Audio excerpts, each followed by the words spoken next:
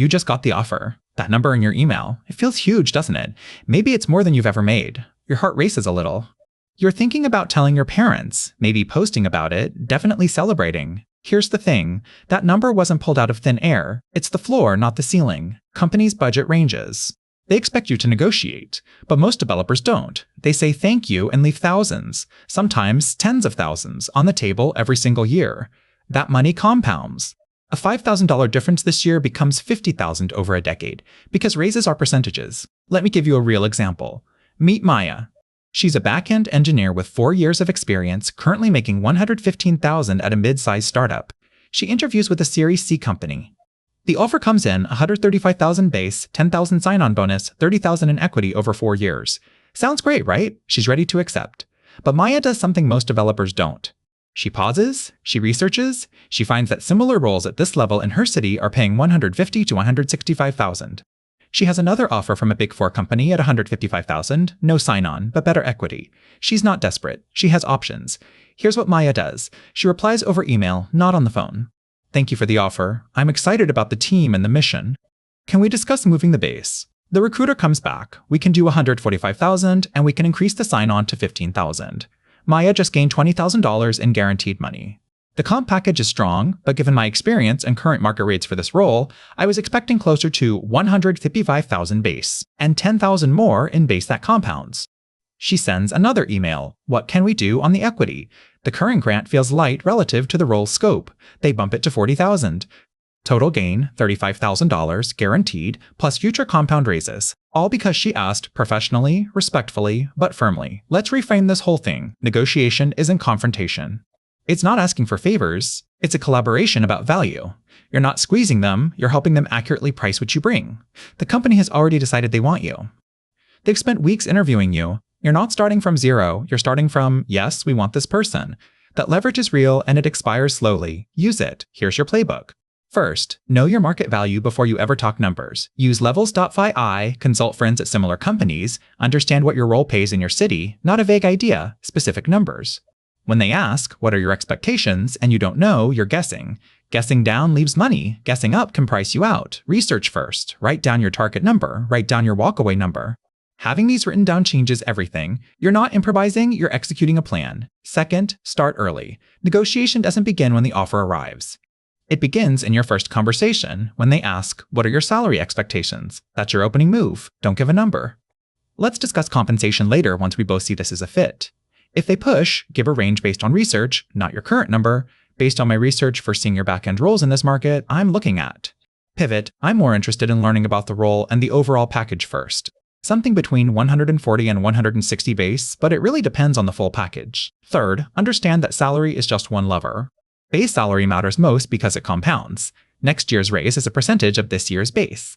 But equity, sign-on bonus, vacation weeks, remote work stipend, learning budget, these all move. If they can't budge on base, push something else. Base is where you need it, I understand. Can we do a $10,000 sign-on bonus to make up the gap? That's how you find wiggle room. Ask for more vacation days. Ask for a dedicated learning budget. Every dollar you negotiate is a dollar you earn, faster, with better conditions. Fourth, create leverage. The best way to negotiate a single offer is to have two. Seriously apply to multiple companies. Even if you prefer one, having another offer, or being in late stages with another company, changes the conversation entirely.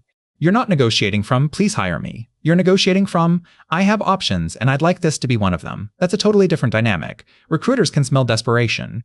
They can also smell confidence. Which one do you think gets better offers? You don't have to love the other company, you just have to have it. Fifth, handle exploding offers carefully. Sometimes you'll get pressure. This offer expires in 48 hours, or we need an answer by Friday. That's often a tactic, not a hard constraint. If you need more time, ask for it. I'm excited about this opportunity and I want to give it the consideration it deserves. Can you extend the deadline to next Wednesday so I can review everything thoroughly with my family? Most companies will extend.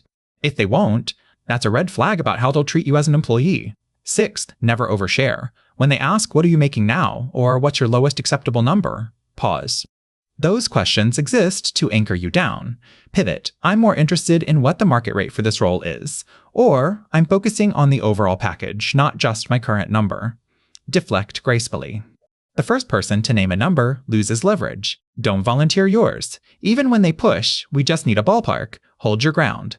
I'd rather see what you're offering for this role first. Every time you give them your number, you're giving them information they'll use against you. 7th, move conversations to email whenever possible. In person, on-the-spot pressure, that's where you under-negotiate. Let me think about it and get back to you is a complete sentence. Email gives you time to craft responses, run numbers by mentors, and reply strategically. Async is your friend. When they say, can we hop on a call to discuss? You can say, I prefer to keep this in email so I can review everything carefully with my family. That's not suspicious, that's thorough. Thoroughness is reasonable. I want to share a quick story. A few years ago, I talked to a developer named Sam. He'd gotten an offer at a unicorn startup. The base was good, the equity looked solid, he was ready to sign. I asked him, did you negotiate? He said no, he didn't want to seem greedy. I asked if he had other options. He did. He was in final rounds with another company. I told him, send one email, just one. Tell them you have another offer in progress, you prefer their company, but the compensation needs to reflect your market value. He sent it. They came back with $20,000 more in base and a better equity grant. $20,000 for one email. He almost left that on the table because he felt uncomfortable asking. Don't be Sam. Here's the hard part. Deeper this time. You're going to feel uncomfortable, maybe even greedy. That discomfort doesn't mean you're doing it wrong. It means you're stretching. But let's talk about where that feeling comes from. Most of us grew up with some version of, don't talk about money, or be grateful for what you get. That's great advice for dinner parties. It's terrible advice for your career. Companies are not charities. They're not doing you a favor by hiring you. They're making a business decision. You're a revenue-generating asset. When you negotiate, you're not taking money from them. You're pricing yourself correctly in a market transaction. The awkwardness you feel? That's mostly in your head. Companies aren't offended by negotiation. They budget for it. HR and recruiters have seen it all. What feels aggressive to you is standard business practice to them. The awkwardness is internal. Push through it. But here's what's real. The fear that they'll rescind the offer. That if you ask for too much, they'll say, never mind, and move to the next candidate. Here's the truth. Nobody is going to rescind an offer because you politely asked for more. That's a fear that lives in your head, not in reality. The worst they can say is, this is our best offer. Then you decide. But at least you asked. What if they do rescind? That's not a company you want to work for.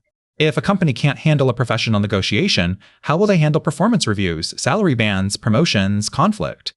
A company that pulls an offer because you asked for more is a company that will underpay you forever. Good riddance. The other fear, I'm not worth that much. Imposter syndrome kicks in hard during negotiation. You're about to ask for a number that feels too high. Here's the thing, the company has already decided what you're worth. They made you an offer. You're not inventing your value, you're adjusting their price.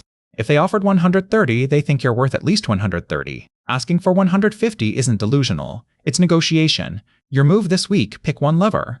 Research your market value for your role, your level, your city. Write down your target number and walk away. Practice deflection scripts out loud. Yes, literally say them. I'd rather see what you're offering first. It sounds weird until it doesn't. Identify 2 more companies to apply to. Just one. Stack the deck before you're even at the table. Then, when the offer comes, you're ready. Not grateful, prepared. There's a difference, and it shows up in your bank account every single year. Comment below.